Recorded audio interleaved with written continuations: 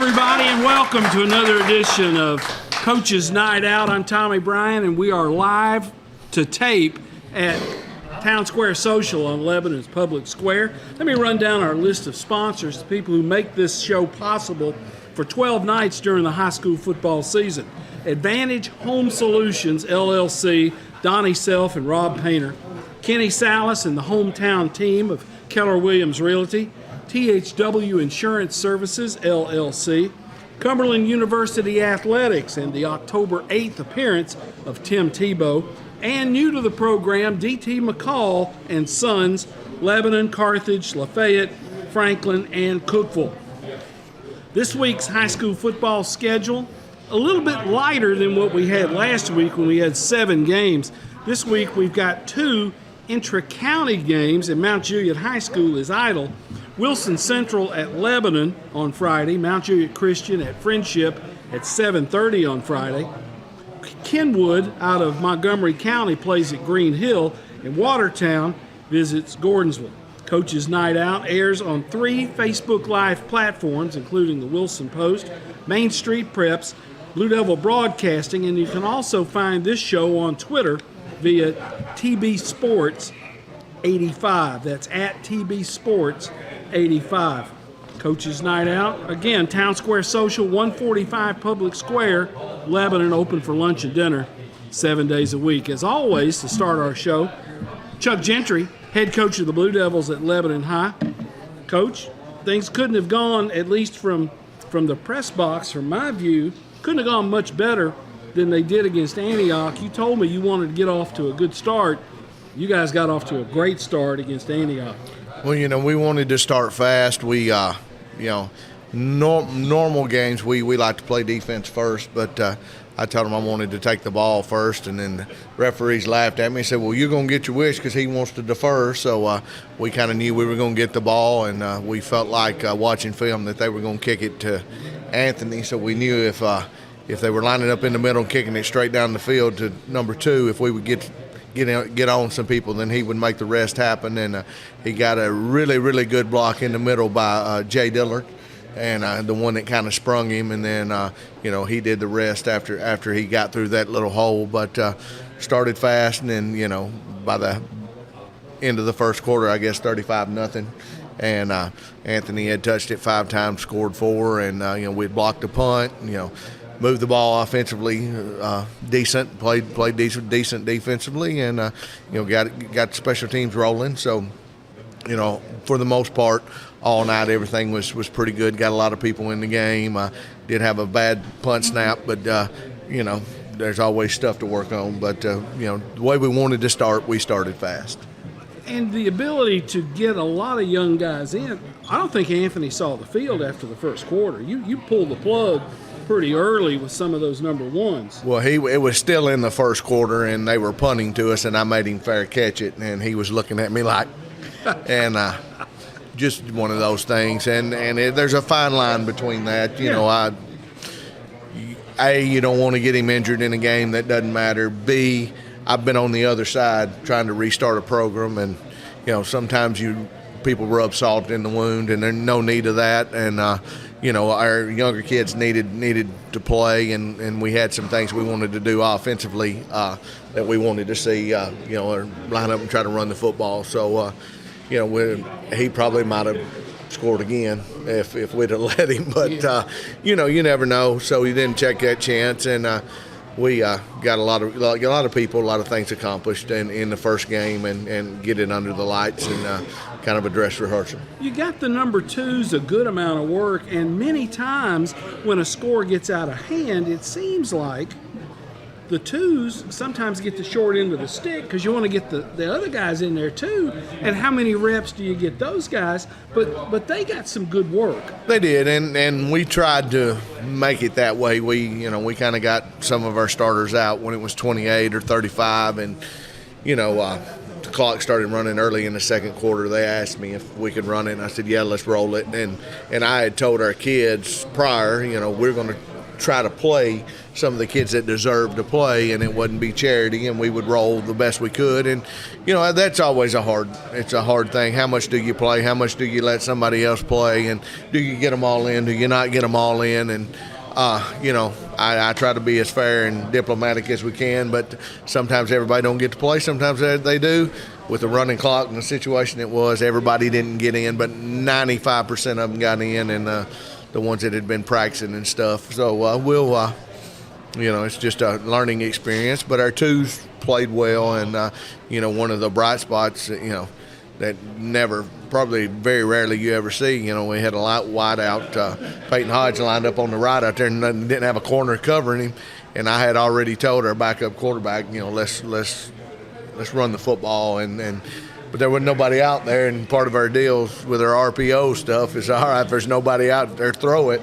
So he caught it and threw a touchdown pass, and Kason Kincaid made a good read, good throw, and got a touchdown pass when really we didn't want him to throw it, but he's doing what he's taught, so that's a good thing for him. Kind of a play that I think might get overlooked a little bit. You mentioned the high snap on the punt. Nixon goes back and fields that thing, picks it up in the end zone, and many times a punter will panic, run out of the back of the end zone, catch it, take a knee right there, try to kick it out of the back of the end zone. He squared up and smashed it. Now, he only got a net of 13 yards on that punt, but he kicked it out near the 40, and he's back at the back line of the end zone. Really made a great play. Very athletic play. I kind of went from the emotions, bad snap, kick it out of the back of the end zone, don't give them 7, give them 2, to, wow, what a kick. Yeah. And it's funny, he kicked off earlier and he kicked it down the middle, and he looked and saw me waiting for him, so he avoided about 20 yards and went the other way. You want him to kick to the corner. Yeah, well we have a certain path, and he knew he didn't do that. So he saw me coming towards him after the thing, and I said, well, how come you make a good play and you want to talk to me? You make a bad play, you don't want to talk to me. But, very athletic play and a very heads-up play. And he said if I didn't think I could get it off, I was just going to eat it. Yeah. And so, good job by him by getting that thing out of the end zone. Devin Arnold, first-year coach at Antioch, seems to be getting things going in the right way. And I told their athletic director this after the game. We have been to many places, and Terry Stafford and I will have worked 400 games by the time we reach week 10 of this season, 400 games together.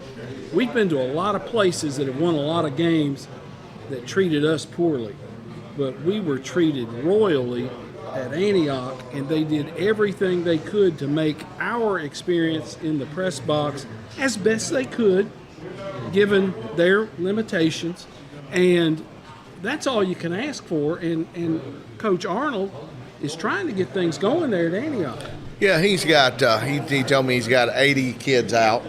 Only has stuff to dress 65-ish, so he had most of those dressed. And then it's a building process, and he's doing a good job. I told him just stay the course, but he was very complimentary of our program, our kids, the way our kids handled themselves before the game, during the game, after the game, and he said, I hope we can get ours to do that. And I told him not too long ago I was sitting in the same boat, and completely understand, and it's a process, and just keep chopping away at it, and he'll get it done. Wilson Central's the opponent on Friday night, Chuck, 7 o'clock. Tribble Field, Watkins Stadium, big tailgate party at 5 o'clock. Jeff Gannon, State Farm Insurance. They've got the band, they got music, got cheerleaders, got free food. They're trying to get donations to help renovate the Lebanon High football locker room. We'd appreciate any kind of help in that regard, but at 7 o'clock, there's an important football game to be played. Yeah, if this was live, I was going to talk about the race for the Titans game of the week, where we were behind a little bit before we got on, and was hoping we could drum up some votes, and then we'll try to do that on social media when we're done. But there's a lot of excitement, a lot of stuff going on after the success we had last year. We had a tailgate party last year, having another one. Jeff Gannon, Middle Tennessee Electric. They're going to have hot dogs, hamburgers, gourmet grilled cheeses, so a little replica football field out there, some cornhole, giving away some gift cards. They'll be selling shirts or for a donation. All the money, Jeff and Middle Tennessee Electric's going to donate to Lebanon football to put towards whatever we want to, the locker room, whatever we see fit. But should Jesse Presley, former Blue Devil, be out there tailgate party and DJing. So hopefully it'll be a lot of fun. The band's coming by, cheerleaders coming by. And then 7 o'clock, hopefully we can show up. We was probably expect a big crowd with inter-county game and then some of possibly Mount Juliet's folks coming watching. Because they're idle. They're idle. So we expect a big crowd, and hopefully we'll be able to hold up our end of the bargain this time.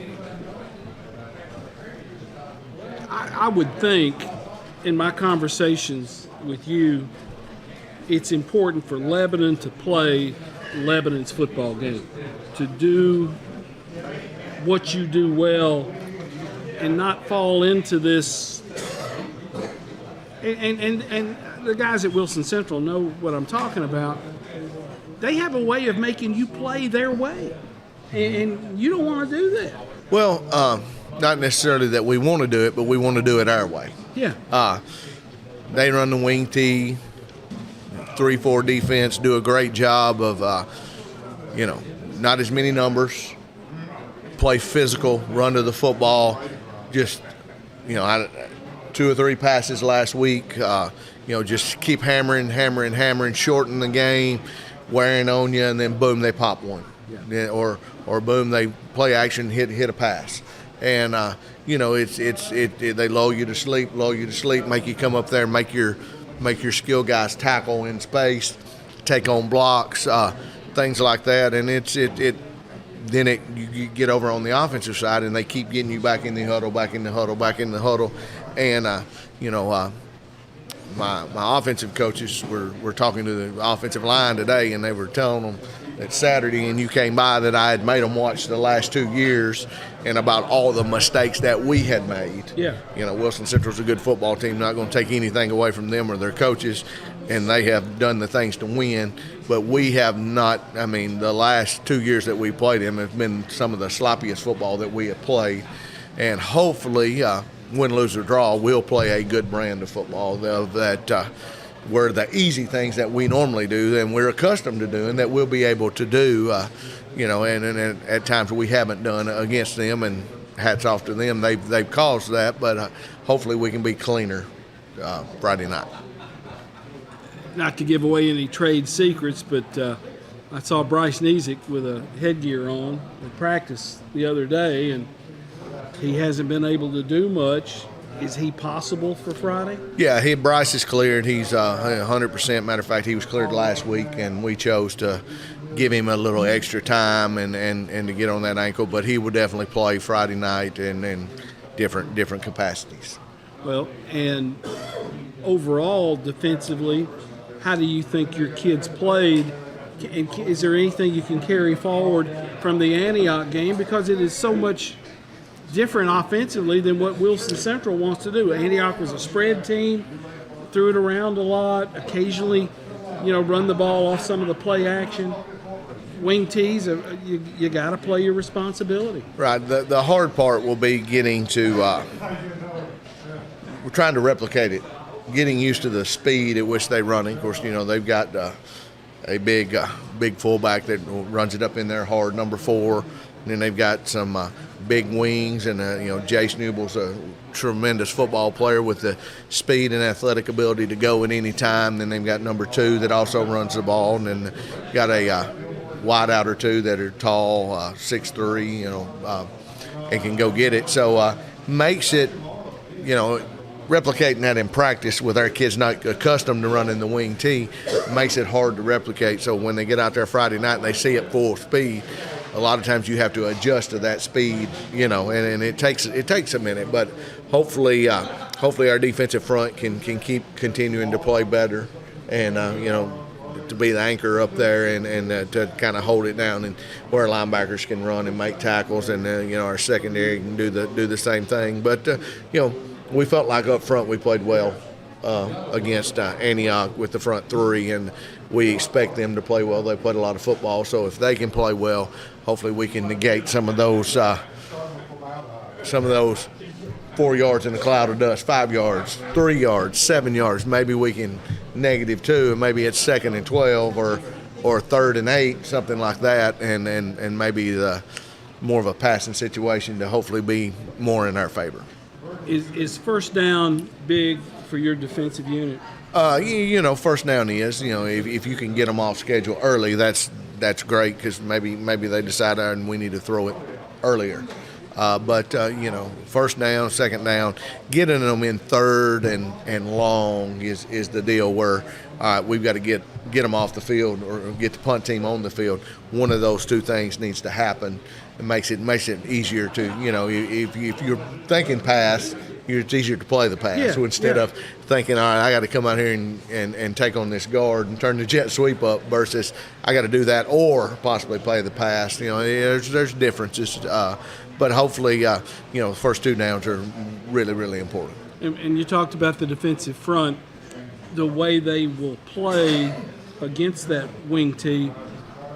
They got to take up some blockers. They've got to create piles and let those linebackers run to the football. Right. They got to be play with good technique, be sound. They'll run the trap and the belly and the weak side ice and things like that.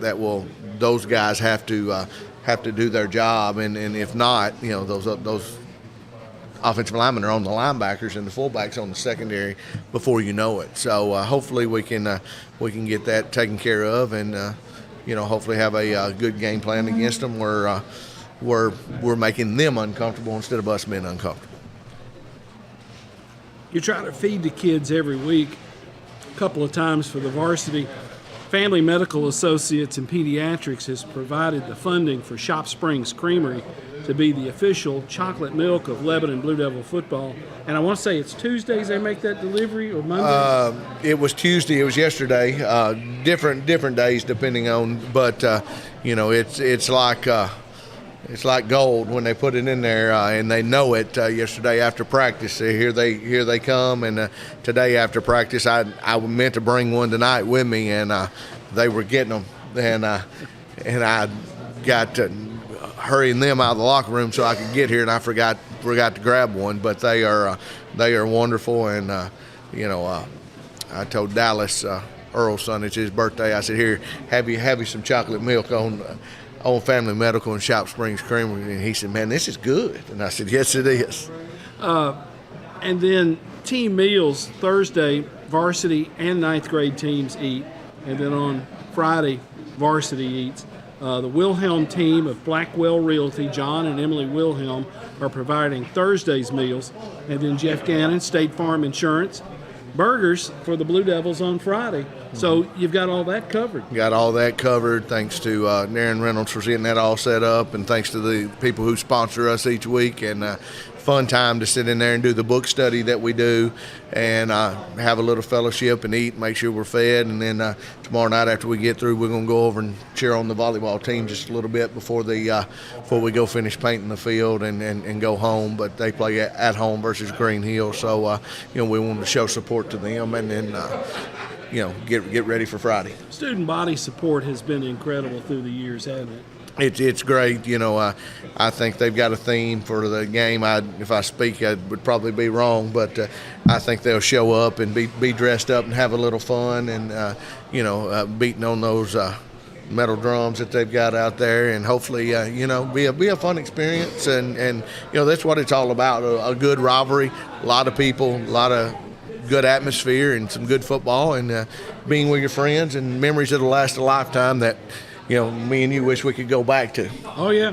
Let me run through just one thing here, because we've got the annual Blue Devil Football Foundation Golf Scramble is planned for 8 a.m. Friday, October 7 at Pine Creek. Entry fee, $500 for a 4-man scramble, which includes breakfast, lunch, and a goodie bag. A split-the-pot putting contest is planned, with Coach Gentry manning that putting station. Prizes for the longest drive closest to the pin. A drawing will be held. We're going to have some full-size replica vintage Blue Devil headgear Several sponsorship options are still available. Todd Tressler and Associates has already picked up one pretty good size sponsorship. To pre-register a team or to get a sponsorship, call Troy Davis, 615-486-9609. Having it on that Friday after we play Mount Juliet on Thursday.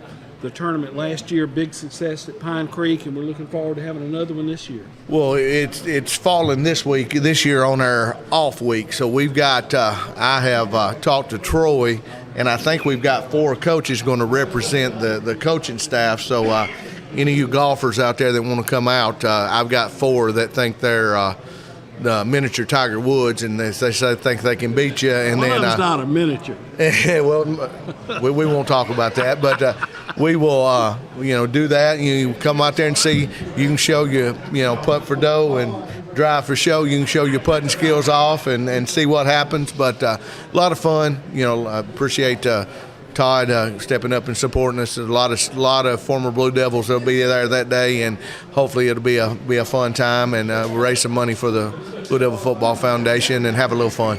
We'll remind these birds back here about that golf tournament, because this bunch back here, a lot of them will play. So we've got a good crowd here on hand tonight at Town Square Social for week 2 of Coach's Night Out. Coach Chuck Gentry, always good to have you, pal. Thank you for having me, Tommy. Chuck Gentry, head coach of the Blue Devils, with us. We'll be back with more after these commercial messages.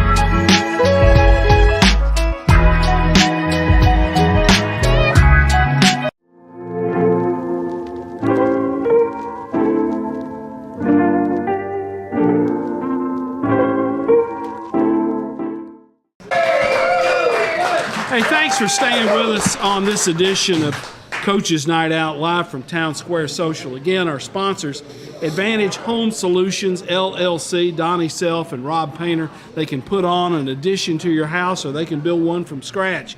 Kenny Salas and the hometown team of Keller Williams Realty, THW Insurance Services, LLC, Cumberland University Athletics, and the October 8th appearance of Tim Tebow, and D.T. McCall, Carthage, Lafayette, Franklin, Cookeville, and Lebanon. Free delivery within 125 miles of the Carthage headquarters. Tim Mathis, head coach of the Cumberland Phoenix, with us this week. Tim, the kids were going to class this week. School has started back. Now you're on what is more like a regular game schedule. Talk about that a little bit, if you would. It was, and we just treated it like a normal, even though we hadn't played a game yet. We just treated it like a normal, game week deal. So Monday classes started. So that's usually our game planning day. So we still made it that day so they could be all about class, make sure they know where they're going and all that. And so we started our game, heavy game planning for point. And then it's just back in the routine and getting the freshmen in a routine to this, this is what you got to do every day and all that. So it's been good. Point University comes in to start the season, 6 o'clock kickoff at Noakes Lassiter Field.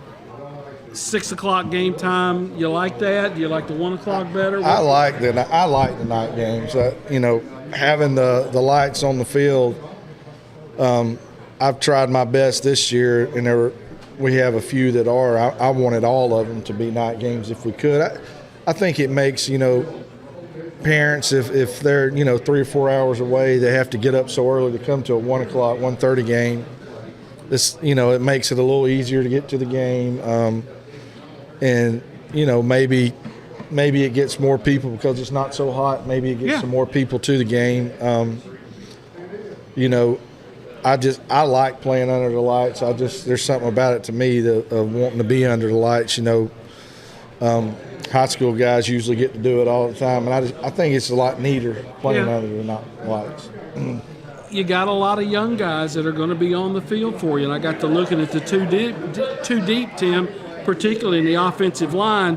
Say you've got 5 positions, you're 2 deep. I want to say you got 5 freshmen in that 2 deep. It's 4 or 5, but and 3 are definitely. 3 we're definitely counting on as a big rotation of getting a lot of meaningful snaps, and it is what it is. But the good thing, it's that way on the defensive line kind of as well. But we're a lot bigger. Those kids are a lot bigger. They're going to be freshmen, and all big thing we've been talking about is just belief.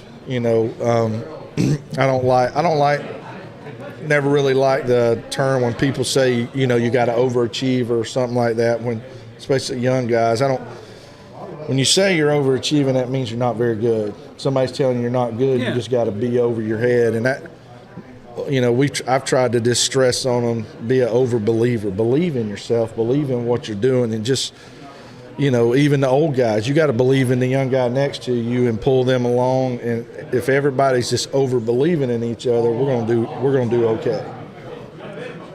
Have you settled into what you're going to do personnel-wise? I know the 2 deep is out, but a lot of those times you could flip some of those positions, starter versus the number 1 sub. Are you pretty well firm about who's going to be out there for you? We are. At quarterback, Luke Holloway is going to start for us. Transfer from Eastern Kentucky. Yes, him and Brandon Edmonds, they're going to both play. But Luke, just over the course of fall, and it was really, really tight, by maybe 2 percentage points in a couple of categories. Luke won the job over our couple of scrimmages, and so he'll start. But, Brandon's going to play, and we just got some packages that Brandon does some things better, so we're going to bring him in to do those things too. And so they'll both play a lot. But Luke earned that, and we've settled on, definitely settled on how we're going to attack point as far as the personnel goes of what we got. We're real excited about, some of the new guys we got and some of the transfers we got. And blending those transfers in, there's not a bunch, but there's several, but they're coming in there to play. Right. You've got some guys in there who can help your football team. Right, and I think that's a big thing with transfers, because I'm not, and I've never been, as long as I've been in college, I've never been with programs that relied on that a whole lot. So even when we do it, for us, it's got to be the right fit. We want, kind of just what you said, we want guys that come in that can help us at this position. So when we were getting them, we were looking at, we want this guy, we want not just how many, this guy. The way colleges are these days, some of these colleges, it's all about the, transfers, and I'm not a big believer in that, because in a lot of spots you want to develop them, And I think where we plug some in is just where we can get a lot of depth or needed a person for that specific spot. And I think we did a great job with that, with our transfers. Well, and I have seen this with some of the high school kids in this county. We've got 7 high schools, and I think some of our high school kids are a little under-recruited because of the transfer portal. When the mid-majors, the Austin Peays, the UT Martins, the Tennessee Techs, can go pluck people from the transfer portal, and there's still a lot of guys in that transfer portal who have not found homes. No. So the high school senior sometimes gets left out in the cold. They're getting neglected, and that's, to be honest with you, for example, on our offense and defensive line, it's why we're as big as we are. We're probably getting guys that probably 4 years ago would not be at our level, but they've fallen to us because of what you just said. You don't necessarily fault a lot of colleges for doing it. If I can get a guy that's proven that he's done college, played 2 years and prove he's a starter, Yeah. he's proven he goes to class, you want that guy before you, unfortunately, is the way they look at it. They want that guy before they want a high school kid coming in. Now, Alabama's, Georgia's, those guys, they're still going to get the high school guys. And, they're getting the best. So it's really hurting, like you said, mid-majors on down, FCA. I mean, it's crazy. Even some of us trying to get some transfer guys that shocked at where they ended up going to because they played. They played in college, and coaches, some college coaches want that. I don't have to develop a guy. I can get a guy come in. But it's helped us in our recruiting because by far I think we've had the best recruiting class we've ever had. Well, you can tell a kid, particularly a high school kid, who's maybe been led along by a bigger school. Say, you come here and you got a chance to get on the field. Right. You can offer that, and kids want to play. They do. They want to play, and biggest thing with a lot of kids too is they want honesty. If you'll just tell them the truth, even the guys that we got coming in, I never told one of them they were going to start. I said, you got an opportunity to, I'm not going to blow smoke around them and tell them something that's not true. And, I don't know how you tell a high school senior coming in that you're going to start. Yeah. You're not telling the truth. How do you know they're going to start? If that's the case, either you're really bad, not to knock the high school kid, or you're just telling him anything he wants to hear to get him there. Yeah. And then he's going to be real angry when you get there because he's not, just be honest with him. You got an opportunity. It's your job to go get it. We're going to give you an opportunity. And as you can see with our 2D, a lot of our guys took that opportunity. With Point coming in, and I don't know a lot about their football history, Tim.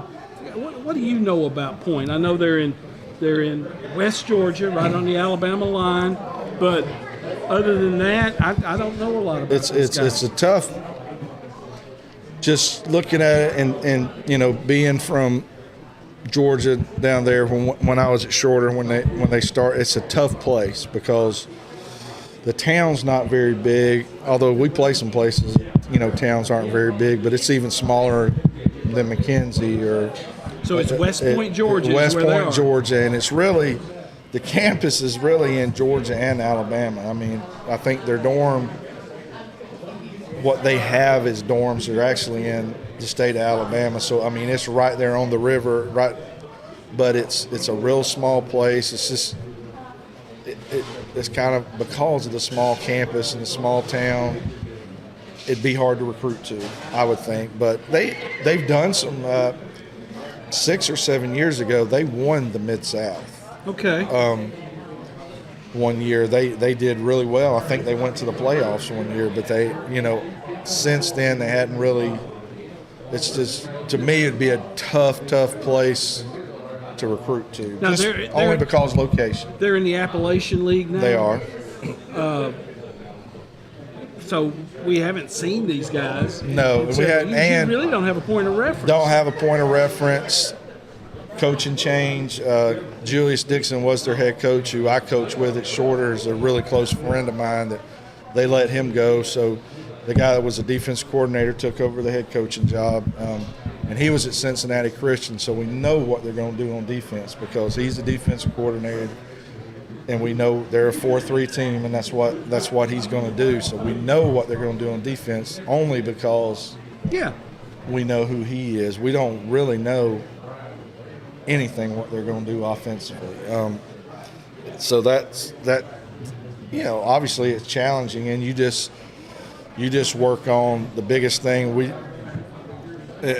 trying to do this anyway, even on offense and defense. Is we're just trying to be the best Cumberland we can be. If we worried about us, we should be okay as long as we take care of us. But it might take a series or two to figure it out what they're doing because we don't have a clue what they're doing. And I guess you have to start out with a plan to stay base. Right. You're a 4-2-5 football team to try to get lined up right against whatever you see and just play and read your keys like you would against anybody. Right. I mean that's really all you can do until you really know. You've tried to reach out. You try to research the guy that is the offense coordinator, where he came from, and all that. But you can't necessarily find a whole lot, and that doesn't mean he's going to run what he did in the past. But so we know obviously we know what they did last year, but that staff's not there anymore. But those kids are back, so it's kind of a point of reference. And this is the talent they got. This is what they can do. They got a receiver back that went to Kentucky State for a couple of years. That is, he's their best player on offense. They're going to try to get him the ball any way they can. I can't remember his last name, but his first name's Emery. They're going to get him the ball any way they can because I know he was all conference, and I think he was honorable mention All-American before he left. He wanted to go up bigger and went to Kentucky State, who was a triple option team, so he never saw the football. But he had to come back to Point. Point's a church-affiliated school, so he had a lot of Bible classes. Yeah. So he had to go back there. It's the only way he could graduate. If he transfers somewhere else, he'd still. Some places won't take those Bible classes. They won't take those. So for him to graduate, he had to go back there, and he's a really good football player. They got one defensive lineman that's back that was all conference for him last year. Lost a defensive lineman that was the best. He led the country in sacks last year as a freshman. Luckily, he went to a FCS school. He moved up.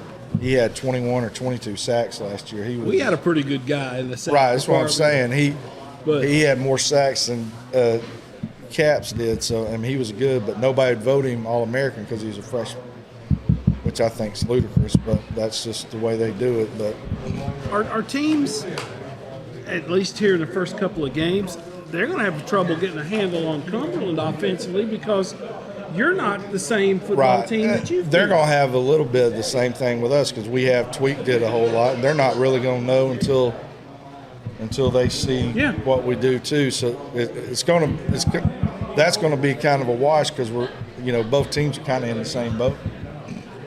Health-wise, have you come through camp pretty good? Have you been able to get enough banging, thumping, and still not get people beat up? We do. We have a couple of guys that few that are little nagging injuries that might not play this week, but if we needed them, they probably could play, but we're not going to play them this week. But we don't have the guys. We did have a couple of big injuries, but it's not guys that we were counting on. Guys that we were going to redshirt anyway, but as far as the guys we're counting on, we've come out pretty healthy. Are there limitations for non-conference games on how many you can dress? Conference games, we really don't. We don't have that in the NAI. You just have, kind of goes, the money deal goes kind of like on a salary cap, how many ever guys you can get out there. But the NAI, starting last year, we've got where it's not the NCAA rule where they can play 4 games and still redshirt, but our guys can play 2 games and it not count toward their eligibility. So we're going to have the advantage of playing some guys too. and it helps. That helps with retention. Some guys getting in games. You're able to get them on film and compare them. Right, and it keeps the morale high because you kind of use that too as a reward. You do things that you're supposed to do. You do it right. We're going to get you on the field some. So that helps a whole bunch of doing that. So some of that's going to really, really help us in special teams, getting guys, getting some of our players some rest on, kickoff team, kickoff return or whatever, so they're not having to run down on everything. Yeah. Speaking of special teams, has that gone well for you here in the preseason? It has. It's it's going to be just like it was last year. Hunter will be extra points, anything from the 30-yard line in. It's Hunter. Nunley's 30 out. It's him. He's the kickoff guy, and then Pewett's going to be the punter again. And Pewett had some games where he really ripped it. He's a kid from Mount Juliet who's got a good leg, and he's been punting for a long time. He has, and he does a really good job, and he's had a really good camp. So hopefully we don't have to use him much, but he is a weapon. Saturday night, Oaks Lassiter Field, 6 o'clock kickoff. Ought to be a great opportunity for folks to come out and to get a good look at Cumberland football. You're in your 6th year now? Fifth year now? Has it – and it, there's transition. It takes a while to get things going. You feel like this bunch – knows you and you know them pretty well, Tim? Yes, and I even had that talk at our team meeting Sunday night. I really, and it's not because I haven't had a team I really hadn't loved or anything, but this team I think is the closest team we've ever had. And that's more, to me, I feel is more reflection of me because that's what I care about so much, but it's hard in college not to have it where it's offense against defense because you don't you practice they separate practice by themselves pretty much. A whole lot, but this team we're not about that. It's Cumberland, and that's going to be a big boost. Bad things happen every game, and when you got everybody on the sideline cheering for you, picking you up, believing in you, it makes a huge difference. Well, it's a great brand of football. Big-time football at a small school is kind of a motto that was adopted many years ago. It's a fun brand of football, and folks, if you get a chance, come out and watch the Phoenix play on Saturday as Point University comes in, and we want to touch briefly now. Tim Tebow's coming October the 8th. Homecoming's going to be a big deal, and Tebow's going to be a big part of that. It definitely is. Hopefully there's a huge crowd for that deal. Tim Mathis, head coach of the Cumberland Phoenix, with us as always, pal. Thanks for being here. We appreciate it. Thank you, man. Go Phoenix. We'll be back with more in the final segment of Coach's Night Out from Town Square Social after these words.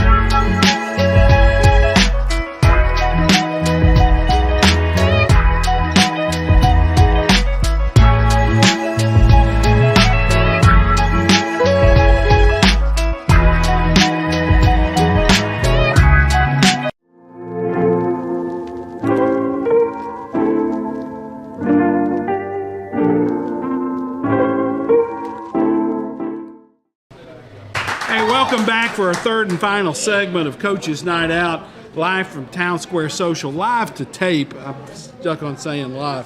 145 Public Square, Lebanon. Thanks to Kyle and Cody for having us. Lunch and dinner and catering 7 days a week right here at Town Square Social. Advantage Home Solutions, LLC, Donnie Self and Rob Painter. Kenny Salas and the hometown team of Keller Williams Realty. THW Insurance Service, LLC. Cumberland University Athletics and the October 8th appearance of Tim Tebow sponsor this show, along with D.T. McCall, Carthage and Lafayette, Lebanon, Franklin, Cookville. Free delivery and assembly within 125 miles of Carthage. John McNeil, head coach at Cumberland, head coach at Friendship Christian with me. The schedule for Friday night, limited football because we've got some inter-county games.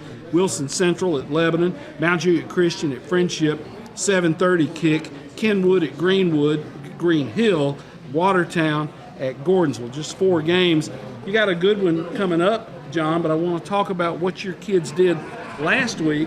You went over to Hartsville and you picked up a 40-12 win over Trousdale County, and it got to be 34-0. The game was out of hand there. Your kids really played good football. I mean, they played good football for the first game of the year, and I know all coaches say that. I was very pleased with that. 4 penalties, which, coming into the first game, that's good. That we're able to be smooth in that area. We were able to capitalize on some things that first touchdown, the quarterback did a great job, Garrett. Breaking the pocket, coming around, finding Brock wide open. So we capitalized on some of that. And then, of course, Trousdale, helped us in 2 fumbles they had and 1 crucial fumble. So a minute and so left right before half. They had a ball in the 2, which by a good punt, our kicker, pinned them down in there. And that really, we're sitting here thinking, okay, if we can hold them. I don't remember a situation where we had timeouts. Hey, make them punt, because they're probably going to be careful back in there, get it in good position, at least maybe come away with 3 right before half and do that. But then we caused a fumble, recovered, scored the next play. So that was kind of going in a half. I feel like that was a dagger that Trousdale kind of, helped in a way to going into half. But I was very pleased, and I don't want to sound, because I was pleased with all of it, but there's still things that we've addressed this week to try to shore up. And I'm sure I talked to Blake today, Coach Satterfield, and we're good friends, and talked about the game. I had some questions, and we talked about some things that happened in the game, and it's a great, especially over there at Trousdale, the tradition they have. Yeah. We had a great crowd. Our student body was unbelievable. It was just a great environment, and just coming away with a big win, that's huge. I haven't been back to that stadium since they've renovated. Now the visiting bleachers maybe not as big as they have been, or not as long. Used to, it was about 60 or 70 yards of bleachers over there, right? The visitors were full length. I talked to Clint, old Coach Satterfield, before, and we were talking about that, and I think it was almost full length, like you said. It is not, of course, and it looks good what they did.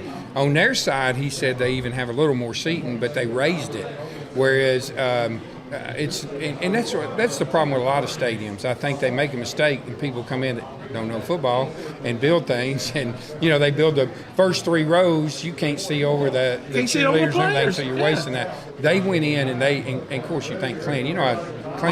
I'm sure he had that nailed down from the beginning. It looks great. They had it up. He did say he left the press box. Why not?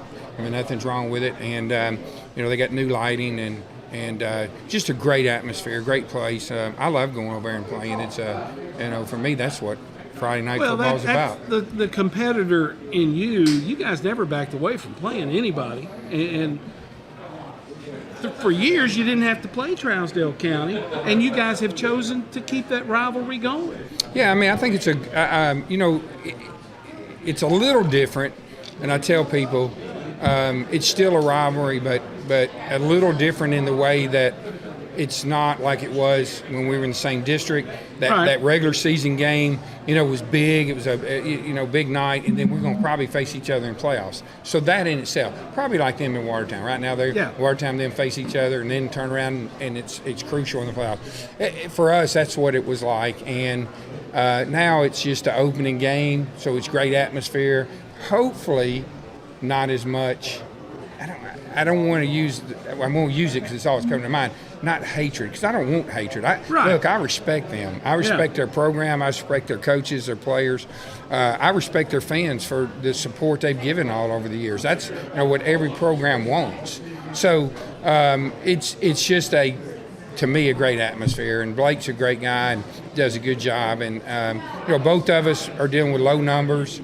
I think a lot of schools our size are, so injuries can be an issue, and those are things that we just deal with. But we're both going to come back and talk to him. They, getting back to practice, trying to shore up some things. You've got a good, for a small roster, you've got a good-sized senior class, and a lot of those kids contribute for you. We've got 14 seniors. They're mostly, they're spread out. Most of them are linemen. I think we have 10 linemen, all good linemen, and 7 are seniors. So, it's a situation that we're kind of heavy on the seniors for the numbers. But, that's good and bad. It's good for this year. It's, something you got to look at in the future. And that's the kind of the nature of coaching, isn't it? You can't enjoy what you're doing this year for worrying about when those guys graduate. Unfortunately, that is I tell my wife all the time, it's the little things. And I'm going to say this, and hopefully parents take this the right way. We do live in a different generation. I mean, we just do. My dad told me, you play, here's the rules. You start it, you don't quit. You ain't playing, figure it out. The man's coaching, you figure it out, but don't come home complaining to me. Yeah. And that's just what we live by. And I'm not knocking any, but it's all changed. And look, I'm going to say this, it's going to make some people mad, but truth is what it is. We have all the travel ball baseball. Well, guess what? You get mad on this year, you just make your own travel ball team next year. I mean, you can make what you want to get what you want. Yeah. And I don't know if that's teaching our kids the right thing. I mean, I know this. I mean, I learned that that's what I had to do. And I learned that's what I had to do in life, because a lot of things that have happened to me in my life was a lot easier because of that. And parents need to see that. Yeah. What we teach our kids right now is crucial for what they, in their whole life. Forget sports. I'm talking about work. I'm talking about marriage. I'm talking about raising kids. Yeah. And, that's the thing we got to look at. I mean, sports, and I tell them all the time, football is the one sport left where you have to work as a team or you're done. Yeah. I mean, it can't be, if there's selfishness or there's, things going on, you're not going to be very good. And it's discipline, it's something that not everybody can do. And that's why the halls have people in them that probably should be out playing, because not everybody can do it or want to do it. Well, and nobody wants to go to summer workouts. They'd rather be at the pool or something. And I feel like I'm preaching, but I didn't want to, you got me started. But, going back to what you said, every day is like, okay, who's going to come in? What problem am I going to have? And all that. It's hard sometimes, but this group makes it easier. I will say that. My group I have right now is a great group of guys. And I have a great group of parents that jump in and help and take off some things I don't have to deal with. And you got a good group of coaches with you, and some guys that have been with you for years. I have as good of a coaching staff as I've had. I've got my old coach is Coach Lowe, who played for me. He's defense coordinator. He's been with me for a long time. Then I got Coach Wheeler, Coach Freddie, both who played for me that have really come along. And then Coach Walcott's been with me a couple years. Coach Cavan and Coach Lowe are my mainstay. They've been with me for a long, long time. That's kind of the core. And then Coach Lively come in, has done an unbelievable job with the D-line. And then Coach Lovelace from Cumberland has come over working with the quarterbacks. He just has been really good. And Coach Satterfield, not any kin to the Satterfields in Trousdale, but he has done our strength conditions, come out now as helping coach. It is as good a group of coaches, but also men that I love being around, and we have fun. We went and played golf a few weekends ago. and that got a little competitive. But it's just a great group of guys, and the boys are a great group of guys that work together, kind of love each other, and it makes the coaching part a lot easier. You got Mount Juliet Christian coming to your place, 7:30 kickoff, and I think that's a great thing that you have done through the years, John. It's still hot at 7 o'clock, and you try to knock a little bit of that out and go at 7:30, and probably helps your crowd a little bit too, because people don't have to rush so much from work. Eat. They can come to your stadium and get in there and get comfortable, get ready to go at 7:30. You know why most coaches change to 7 regular season? One, they probably don't know, but two, and that's fine. I'm on the other end of the spectrum. Routine. Because they're like, well, when I get to the playoffs, I got to have the routine. I got to have the routine. Because it's 7 o'clock in the playoffs. I don't care about no routine. Yeah. I mean, that routine, the kids don't care about that. That's me. I'm not knocking anybody that does do that, but I think that's a lot of reason why they do. And my kids will adapt to whatever you ask them to adapt to. And so, to me, it's more important that I don't have that many kids, and it's not the game actually starts at 7. If you go out an hour before, 6 o'clock, you're in the heat for that warm-up time. Then you start the first quarter in the heat. You're 2 quarters in the heat, and if you've got a small squad, that a lot of them playing both ways, it is huge. We turn around, and in October, after October 1st, we'll play our games At 7 o'clock. 7 o'clock.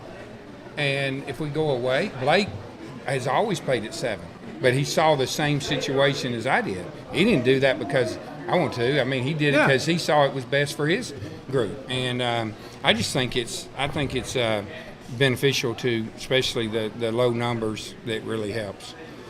Mount Juliet Christian comes in. They've struggled. Friendships had their way with them the last couple of years. I guess the important thing is for Friendship to go out and to play your brand of football, regardless of who you're playing, and go out and take care of business. The beginning of the year, that is the way it should be, and that's the way we've approached it.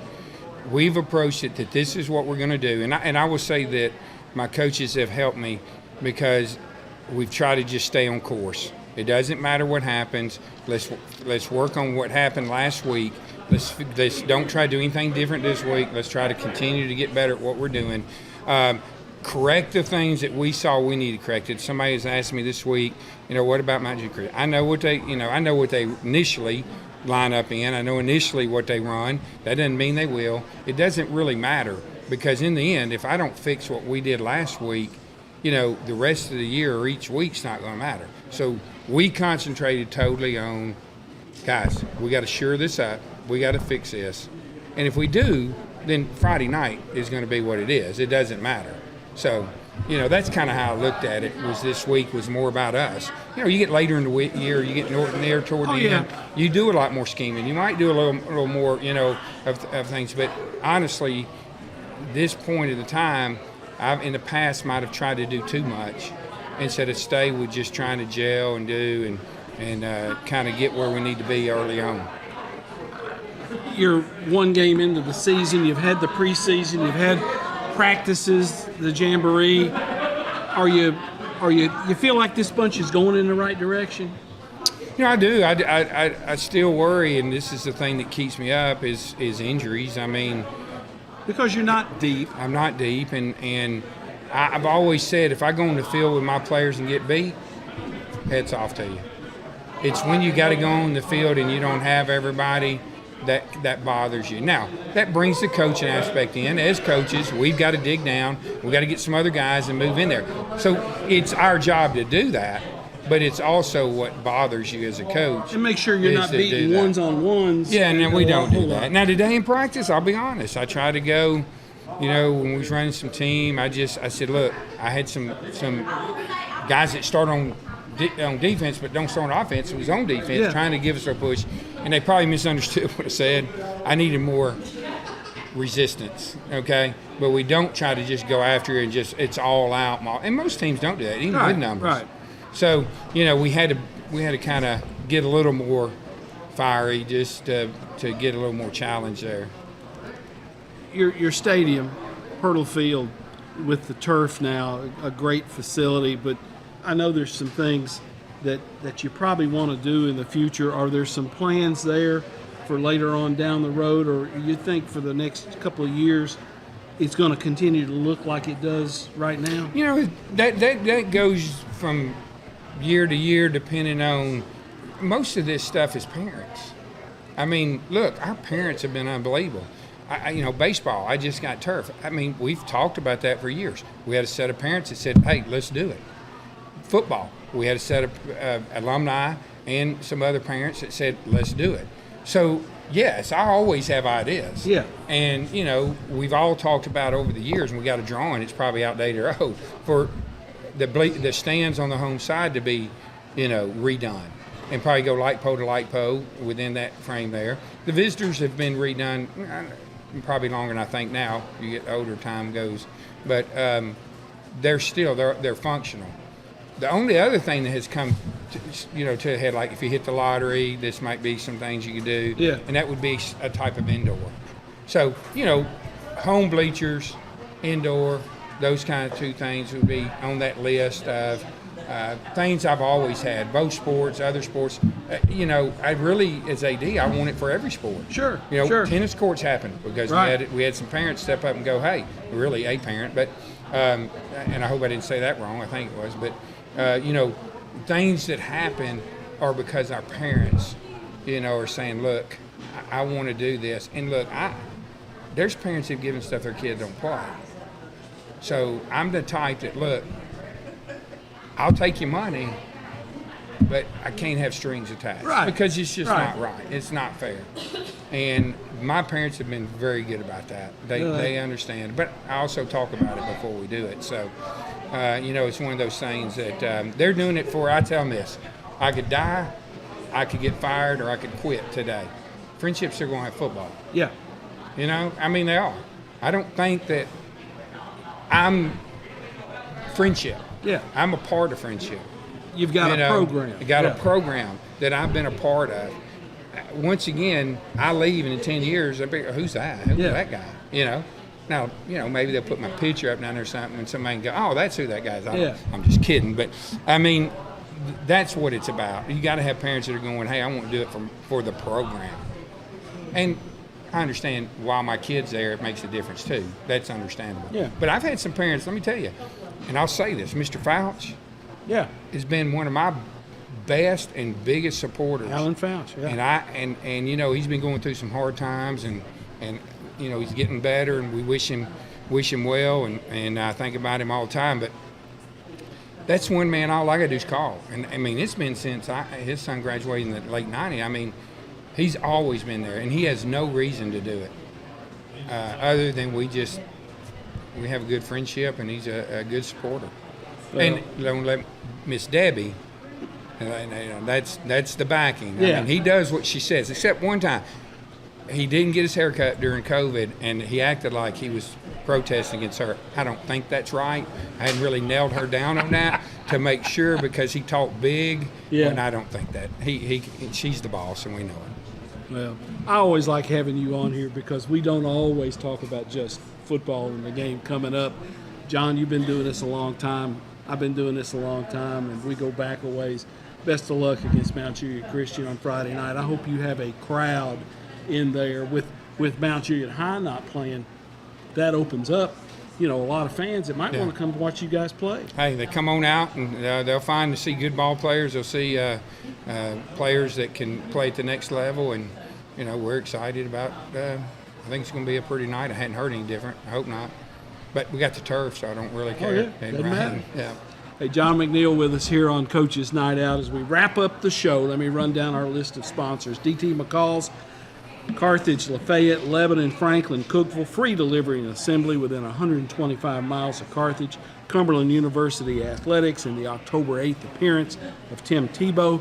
THW Insurance Service, LLC, Kenny Salas, and the hometown team of Keller Williams Realty, and Advantage Home Solutions, Rob Painter and Donnie Self make this show possible. Coach's Night Out at Town Square Social. I appreciate you folks being with us. We'll be on tape this week. Hopefully we'll be able to get some things knocked out and get it back live in the coming weeks. Thanks for being with us. I'm Tommy Bryan. I'll talk to you later.